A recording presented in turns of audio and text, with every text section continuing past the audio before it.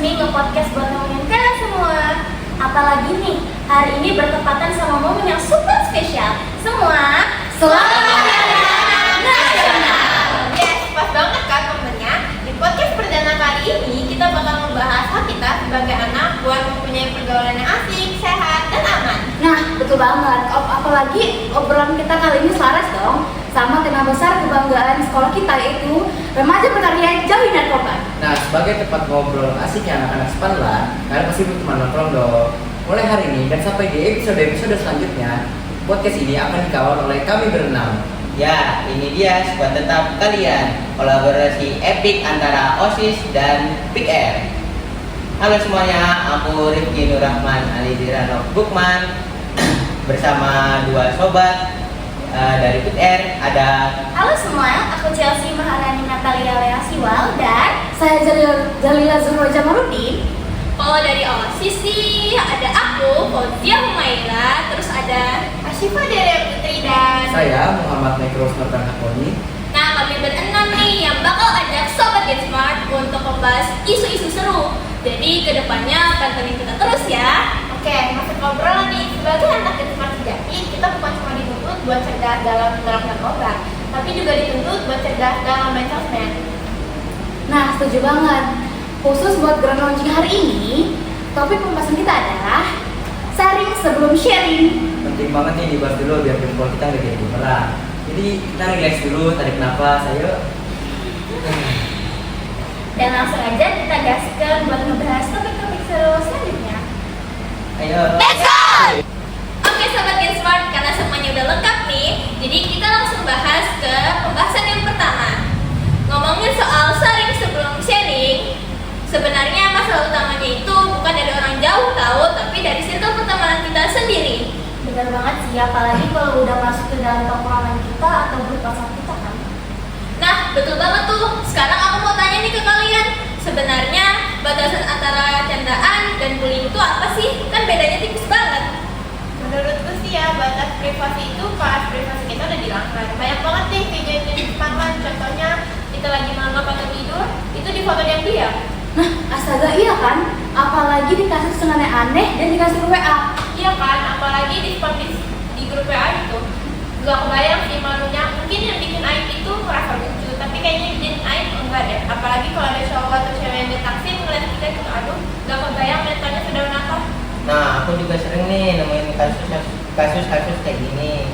Korban ini kadang sampai nggak mau ngomong seharian, atau yang lebih parahnya lagi nggak mau masuk sekolah karena nggak dijadiin, karena ngerasa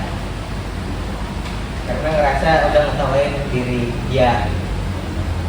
Yang bikin emosi itu ya, kadang ya pelaku ini kalau kita tegur atau kita kasih tahu, mereka bukannya introspeksi diri mereka sendiri, tapi mereka malah ngelawan pakai kata-kata dan mereka magic wordnya mereka. Magic word yang mana tuh? Magic word itu loh kayak ya udah sih baper amat, kan cuma bercanda. Jujur kalimat baper amat itu toksik banget. Yang namanya manipulasi perasaan korban, seolah-olah yang salah itu korban karena pikirannya terlalu sensitif. Padahal kan yang salah pelakunya karena nggak punya empati. Nah, kalau dari sudut pandang psikologi remaja di Big Air, definisi bercanda itu simpel banget. Namanya bercanda, tujuannya buat level bareng-bareng. Kalau si A ngeledek si B dan si B ikut tertawa pas fix, itu namanya bercanda. Kalau misalnya si B-nya diem, Nah, kalau si B diam, dia tertunduk, mukanya merah, bahkan dia keluar grup saking malunya, itu sih udah bukan bercanda lagi. Itu namanya bullying. Itu bullying verbal dan digital. Jadi yang kita lihat itu bukan lihat si pelakunya, tapi direspon korbannya. Sepakat sih setuju. Oh ya, ada satu lagi nih, candaan yang sebenarnya sudah nggak relevan, udah nggak zaman banget. Itu kayak kita canda tapi bawa nama orang tua ataupun bawa fisik. Itu parah banget sih. Kadang nih aku mikir, kalau kita itu kan di sekolah diajarin sama guru-guru itu diajarin sopan santun. Masa bawa orang tua, kalau keluarganya lagi nggak ada duit aja kan kasihan gitu loh. dijadiin bahan tertawaan. Nah, betul. Makanya kita semua mengajak sobat Gensmart buat tingkatin lagi selera bercanda kalian. Masih banyak kok guys bercanda yang lucu dan asik tanpa harus dilibatin fisik maupun kekurangan orang lain. Intinya kesadaran diri ya, kalau candaan kita udah bikin teman kita sakit hati, tindakan kita sebagai anak Gensmart, kita adalah langsung minta maaf dan stop, jangan ulangi. Bukan malah menyalahkan korban karena dibilang baperan ya. Tepat, karena luka mental itu kadang lebih perih dan lama sembuhnya daripada luka jatuh di lapangan. Nah, sekarang kita bakal bahas soal masalah ejekan secara digital. Karena tadi kita sudah membahas soal ejekan secara langsung, maka kita akan bergeser ke ejekan secara digital. Sebenarnya masalah utamanya itu dalam bijak bersosmed itu adalah diri kita sendiri, alias oversharing. Sumpah bener banget, apalagi kalau misalnya nih ya, dia galau, ada orang galau baru diputusin pacarnya atau enggak ada dapat banyak tugas langsung itu buat SW bertitik-titik alias oversharing sih. Atau bikin status WhatsApp atau story IG kayak nyindir-nyindir teman sekelas gitu, kayak kode-kodean. Nah, iya bener. Padahal dibaca sama satu angkatan Sparman. Padahal ya sebagai anak Gensmart, kita harusnya tuh sadar kalau jejak digital itu kejam dan abadi. Sekali kita posting dalam sesuatu dalam keadaan emosi, biarpun nanti dihapus, biasa aja itu udah di screenshot sama orang lain. Betul itu, niatnya kan pengen curhat biar lega, tapi malah jadi bumerang buat diri sendiri, masalahnya melebar kemana-mana. Nah, oke.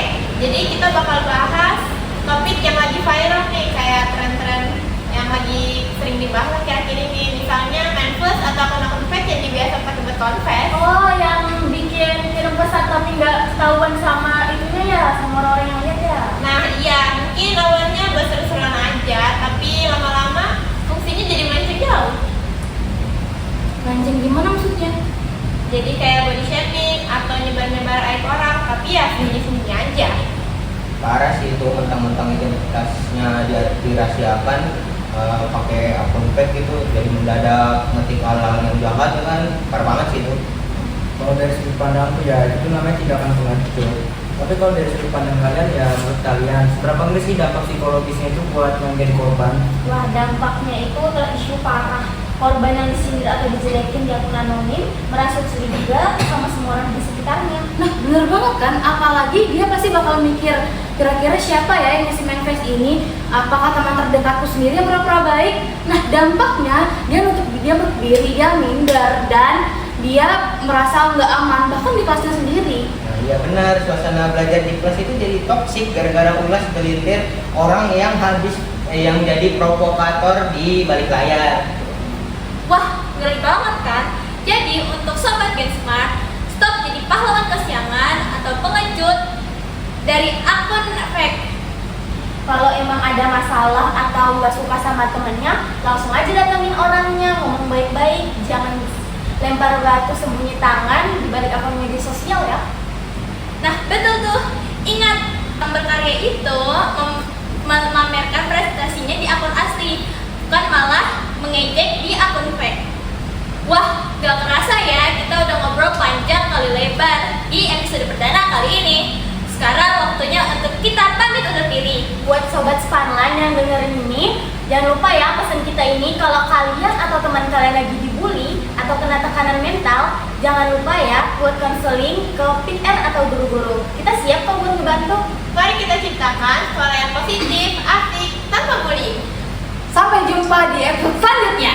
Sebentar, sebelum kita tutup episode kali ini, mari kita dengarkan slogan kebanggaan kita bareng-bareng ya.